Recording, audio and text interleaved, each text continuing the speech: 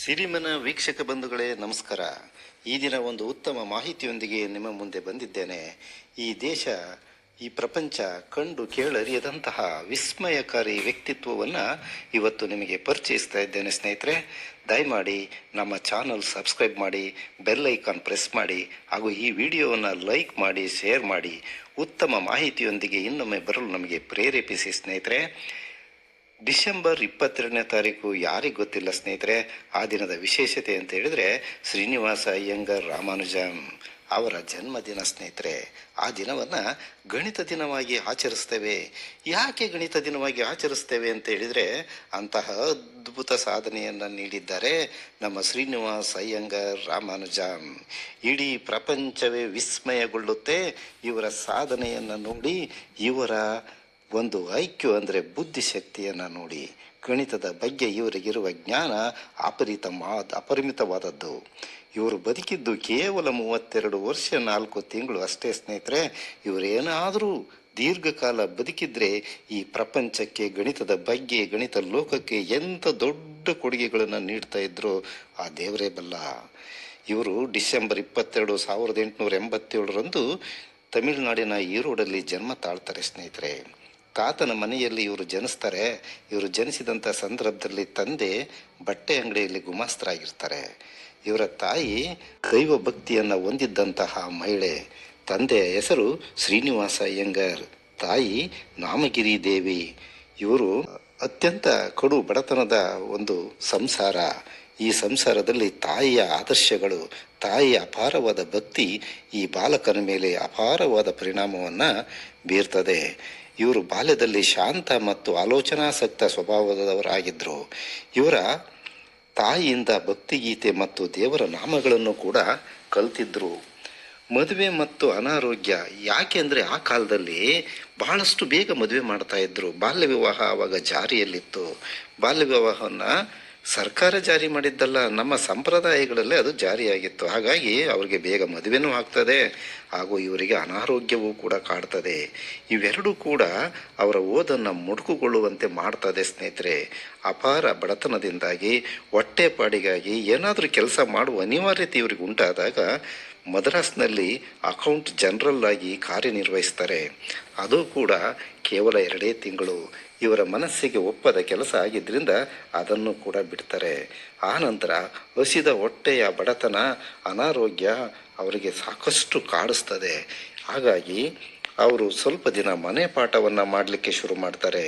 ಈ ನಡುವೆ ತಮ್ಮ ಗಣಿತದ ಕುರಿತಾದ ಆಲೋಚನೆಗಳನ್ನು ದಾಖಲಿಸೋದನ್ನು, ಅವುಗಳ ಬಗ್ಗೆಯ ಸಂಶೋಧನಾ ಆಲೋಚನೆಗಳನ್ನು ಅವರು ಮಾತ್ರ ನಿಲ್ಲಿಸೋದು ಇಲ್ಲ ಸ್ನೇಹಿತರೆ. ಯಾಕೆಂದರೆ ಅದು ಅವರ ಧ್ಯಾನ. ಅದಕ್ಕೋಸ್ಕರವೇ ಇವರನ್ನು ಗಣಿತ ಸಂತ ಅಂತ ಕೂಡ ಕರೀತಾರೆ. 1910ರಲ್ಲಿ ಯುವನ್ ಬಹದ್ದೂರ್ ಅಂತ ಇರ್ತಾರೆ. ಅವರ ಬಳಿಗೆ ಹೋಗಿ ತಮ್ಮ ಕಷ್ಟಗಳನ್ನು ಹೇಳ್ಕೊಂಡಾಗ ಅವ್ರು ಕೇಳ್ತಾರೆ, ತಮಗೇನು ಬೇಕು ಅಂತ ಕೇಳ್ತಾರೆ ಅವರು. ಆಗ ನಮ್ಮಂಥವ್ರಾಗಿದ್ದರೆ ನಮಗೆ ಮನೆ ಬೇಕು, ದುಡ್ಡು ಬೇಕು, ಹಾಗೆ ಹೀಗೆ ಏನೋ ಕೇಳ್ತಿದ್ವೇನೋ. ಆದರೆ ಈ ಪುಣ್ಯಾತ್ಮ ಕೇಳಿದ್ದೇನು ಗೊತ್ತೇನ್ರಿ, ನನಗೆ ಸಂಶೋಧನೆಯನ್ನು ಮುಂದುವರಿಸಿಕೊಂಡು ಹೋಗುವಷ್ಟರ ಮಟ್ಟಿಗೆ ಬದುಕಿರಲಿಕ್ಕೆ ಸಾಕಾಗುವಷ್ಟು ಅನ್ನ ಯಾತಕ್ಕೋಸ್ಕರ? ಬದುಕೋಕ್ಕೋಸ್ಕರ. ಯಾಕಾಗಿ ಬದುಕಬೇಕು? ಸಂಶೋಧನೆ ಮಾಡೋದಕ್ಕೋಸ್ಕರ ಬದುಕಬೇಕು. ಅದಕ್ಕೋಸ್ಕರ ನನಗೆ ಅನ್ನವನ್ನು ಕೊಡಿ, ಸಂಶೋಧನೆ ಮುಂದುವರಿಸಲಿಕ್ಕೆ ಸಾಕಾಗುವಷ್ಟು ಅನ್ನ ಕೊಡಿ ಅಷ್ಟೇ ಅಂತ ಕೇಳ್ತಾರೆ. ಬಹದ್ದೂರ್ ಏನು ಮಾಡ್ತಾರೆ, ಅವಾಗ 25 ರೂಪಾಯಿಗಳ ಮಾಸಿಕ ಧನ ಸಹಾಯವನ್ನು ಅವರು ಕೊಡ್ತಾರೆ. ಈ ಹಣ ಈ ರಾಮಾನುಜಂ ಅವರಿಗೆ ಸ್ವಲ್ಪನೂ ಪಡೆಯಲಿಕ್ಕೆ ಮನಸ್ಸಿರಲಿಲ್ಲ. ಆದರೆ ಬಡತನ ಅವ್ರಿಗೆ ಬಿಡಲಿಲ್ಲ. ಅದಕ್ಕೋಸ್ಕರ ಅವ್ರು ಏನು ಮಾಡ್ತಾರಪ್ಪ ಅಂದರೆ, ಮತ್ತೆ ಇವರ ಬಗ್ಗೆ ಅಪಾರ ಅಭಿಮಾನವನ್ನು ಇಟ್ಕೊಂಡಂತಹ ಹಿರಿಯರೆಲ್ಲ ಇದ್ದರು. ಅವರೆಲ್ಲರೂ ಶಿಫಾರಸು ಮಾಡ್ತಾರೆ. ಅವರ ಶಿಫಾರಸ್ಸಿನ ಪ್ರಕಾರವಾಗಿ ಮದ್ರಾಸ್ ಫೋರ್ಟ್ನಲ್ಲಿ, ಆ ಮದ್ರಾಸ್ ಫೋರ್ಟ್ ಟ್ರಸ್ಟ್ ಕಚೇರಿಯಲ್ಲಿ ಗುಮಾಸ್ತರಾಗಿ ಕೆಲಸವನ್ನು ಮಾಡಲಿಕ್ಕೆ ಶುರು ಮಾಡ್ತಾರೆ. ಅಲ್ಲೂ ಕೂಡ ಇವರು ಗಣಿತದ ಬಗ್ಗೆನ ಕಾಳಜಿಯನ್ನು ಬಿಡಲಿಲ್ಲ. ಏನೇ ಕೆಲಸ ಮಾಡಿದರೂ ಇವ್ರದ್ದು ಗಣಿತದ ಕಡೆಗೇನೆ ಒಲವು. ಕೊನೆಗೆ ಇವರ ಹಲವಾರು ಸಂಶೋಧನೆಗಳಿಂದ ಬಂದದ್ದು ಅವಿಭಾಜ್ಯ ಸಂಖ್ಯೆಗಳ ಬಗ್ಗೆ ಸಂಶೋಧನೆ ಆಯಿತು, ಪಾರ್ಟಿಷಿಯನ್ ಸಂಖ್ಯೆಗಳ ಬಗ್ಗೆ ಸಂಶೋಧನೆ ಆಯಿತು. ರಾಮಾನುಜನ್ ಊಹೆ ಅಂತಕ್ಕಂತಹ ಒಂದು ಗಣಿತದ ಸಾಧನೆಯನ್ನು ಮಂಡಿಸಿದರು. ರಾಮಾನುಜನ್ ಪೀಟರ್ಸನ್ ಊಹೆ ಅನ್ನೋದು ಕೂಡ, ಅದರಲ್ಲೂ ಕೂಡ ಇವರ ಕಾಣಿಕೆ ಬಹಳಷ್ಟಿದೆ. ವಿಜ್ಞಾನ ಪ್ರಪಂಚದಲ್ಲಿ ಅತ್ಯುನ್ನತ ಗೌರವ ಅಂತೇಳಿದ್ರೆ ರಾಯಲ್ ಸೊಸೈಟಿ ಅಂದರೆ ಇಂಗ್ಲೆಂಡಲ್ಲಿರ್ತಕ್ಕಂತಹ ರಾಯಲ್ ಸೊಸೈಟಿಯ ಫೆಲೋ ಆಗಿ ಅವರು ಚುನಾಯಿತರಾಗ್ತಾರೆ. 28/1918 ಶ್ರೀನಿವಾಸ ರಾಮಾನುಜಂ ರಾಯಲ್ ಸೊಸೈಟಿಯ ಫೆಲೋ ಆಗಿ ಚುನಾಯಿತರಾಗ್ತಾರೆ.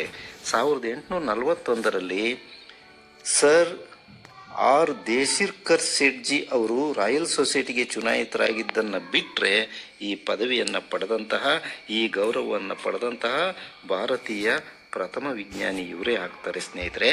ಹಾಗಾಗಿ ಇವರು ಆಯ್ಕೆ ಆದ ನಂತರ ರಾಯಲ್ ಸೊಸೈಟಿಗೆ ಅನ್ನಿಸ್ತು, ಇಂತಹ ಅಪ್ರತಿಮ ಪ್ರತಿಭೆಗಳು ಭಾರತದಲ್ಲಿದ್ದಾವೆಯೇ, ಹಾಗಾದರೆ ಭಾರತದಲ್ಲಿರ್ತಕ್ಕಂಥ ಇತರ ವಿಜ್ಞಾನಿಗಳಿಗೆ ನಾವು ಅವಕಾಶ ಕಲ್ಪಿಸಿಕೊಡೋಣ ಅಂತ ಹೇಳಿ ಆಗ 3 ಜನವನ್ನು ಚುನಾಯಿಸ್ತಾರೆ. ಅವರೇ ಜಗದೀಶ್ ಚಂದ್ರ ಬೋಸ್, CV ರಾಮನ್, ಮೇಘನಾದ ಸಹಾ. ಇವರಿಗೆ ರಾಮಾನುಜಂ ಅವರ ಆಯ್ಕೆಯಿಂದ ಅವರ ಜ್ಞಾನ ಭಂಡಾರವನ್ನಲ್ಲಿ ನೋಡಿದಂತಹ ರಾಯಲ್ ಸೊಸೈಟಿ ಹೀಗೆ ಭಾರತೀಯ ವಿಜ್ಞಾನಿಗಳನ್ನು ನಮ್ಮ ಸೊಸೈಟಿಗೆ ನೇಮಕ ಮಾಡ್ಕೋಬೇಕು ಅಂತೇಳಿ ಇವರನ್ನು ನೇಮಕ ಮಾಡಿಕೊಳ್ತದೆ ಸ್ನೇಹಿತರೆ.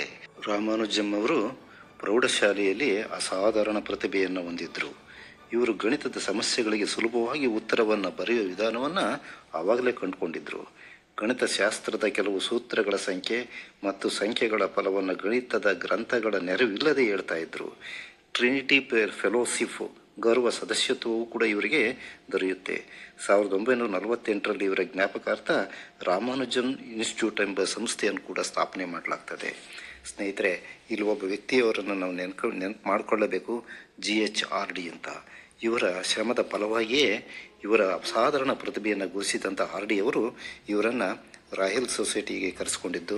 ಕೇಂಬ್ರಿಡ್ಜಲ್ಲಿ ಅವರು ಒಟ್ಟಿಗೆ ಕೆಲಸ ಮಾಡಲಿಕ್ಕೆ ಕಾರಣಕರ್ತರಾಗಿದ್ದು GHRD ಅವರು ಇಂಗ್ಲೆಂಡ್ಗೆ ಬರಲೇಬೇಕು ಅಂತ ಒತ್ತಾಯ ಮಾಡಿ ಇವರನ್ನು ಇಂಗ್ಲೆಂಡ್ಗೆ ಕರೆಸ್ಕೊಳ್ತಾರೆ ಸ್ನೇಹಿತರೆ. ಅವ್ರ ಜೊತೆಗೆ ಹಲವಾರು ವರ್ಷಗಳ ಕಾಲ ಕೆಲಸ ಮಾಡ್ತಾರೆ. ಆದರೆ ಇವರಿಗೆ ಆರೋಗ್ಯ ಅಲ್ಲಿ ಕೂಡ ಕೈ ಕೊಡ್ತದೆ. ಆದರೆ ಇವರ ಊಹೆಗಳು, ಇವರ ಪ್ರೂಫ್ಗಳು, ಇವರ ಸಾಧನೆಗಳು, ಅಲ್ಲಿ ಪ್ರೂಫನ್ನು ಇವರು ಕೊಡೋದಿಲ್ಲ, ಆದರೆ ಫಾರ್ಮುಲೆಗಳನ್ನು ಕೊಡ್ತಾರೆ. ಈ ಫಾರ್ಮುಲೆಗಳನ್ನು ಇಟ್ಕೊಂಡು ಏನು ಮಾಡಲಿಕ್ಕೆ ಕಷ್ಟ ಆಗ್ತದೆ, ನೀವು ಪ್ರೂಫ್ ಕೊಡಿ ಅಂತ RD ಅವರು ಇವರನ್ನು ಸಾಕಷ್ಟು ಕೇಳ್ಕೊಳ್ತಾರೆ. ಆದರೆ ನನಗೂ ಕೂಡ ಪ್ರೂಫ್ ಸರಿಯಾಗಿ ಗೊತ್ತಿಲ್ಲ, ಯಾಕೆಂದರೆ ನೀವು ವೆರಿಫೈ ಮಾಡಿ ಈ ಫಾರ್ಮುಲಾವನ್ನು ಎಷ್ಟಾದರೂ ವೆರಿಫೈ ಮಾಡಿ ಚೆಕ್ ಮಾಡಿ ಇದು ತಪ್ಪಾಗಿದ್ದರೆ ಕೇಳಿ ಅಂತ ಹೇಳ್ತಾರೆ. ಅಷ್ಟು ಅಸಾಧಾರಣ ಪ್ರತಿಭೆ. ವಿತೌಟ್ ಪ್ರೂಫು ಹಲವಾರು ಫಾರ್ಮುಲಾಗಳನ್ನು ಇವರು ಮಂಡಿಸ್ತಾರೆ, ಅದರಲ್ಲಿ ಜಯಶಾಲಿ ಕೂಡ ಆಗ್ತಾರೆ ಸ್ನೇಹಿತರೆ. ಇಂಥ ಅಸಾಧಾರಣ ಪ್ರತಿಭೆ ನಮ್ಮ ದೇಶದಲ್ಲಿ ಹುಟ್ಟಿದ್ದು ಅಂತ ಹೇಳ್ಕೊಳ್ಳೋದಕ್ಕೆ ನಮಗೆ ಹೆಮ್ಮೆ ಅಲ್ವೇ? ಇಂತಹ ಪ್ರತಿಭೆಯ ಬಗ್ಗೆ ಮಾತಾಡಲಿಕ್ಕೆ ಇವತ್ತು ನನಗೆ ಅವಕಾಶ ಸಿಕ್ಕಿದ್ದು ಕೂಡ ನನ್ನ ಸುದೈವ ಅಂತ ಭಾವಿಸ್ತೇನೆ ಸ್ನೇಹಿತರೆ. ಈ ವಿಡಿಯೋವನ್ನು ಇಲ್ಲಿವರೆಗೆ ನೋಡಿದ್ದೀರಿ. ಇಂಥ ಉತ್ತಮ ಮಾಹಿತಿಗಳೊಂದಿಗೆ ಮತ್ತೊಮ್ಮೆ ಬರ್ತೇನೆ. ನಿಮ್ಮೆಲ್ಲರ ಒಂದು ಆರೈಕೆ ಇರಲಿ. ಧನ್ಯವಾದಗಳು ಸ್ನೇಹಿತರೆ.